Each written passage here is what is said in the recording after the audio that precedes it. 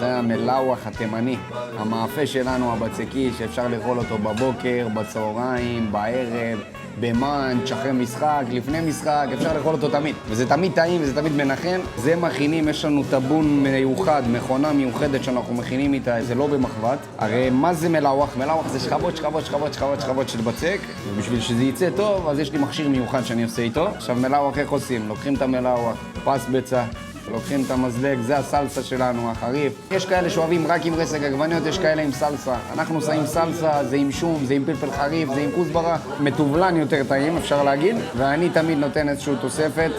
כמו שהזכרתי לכם בסרטונים הקודמים, אפשר להגיד שאני ילדה קטנה בקטע של חריף, אז מהאדום אני לא לוקח. אבל זה הביס. חברים. להשיג מלאווח כזה רק במנחה גנה. דרך הבנים 8 פרדס חנה, תגיעו, מחכים לכם.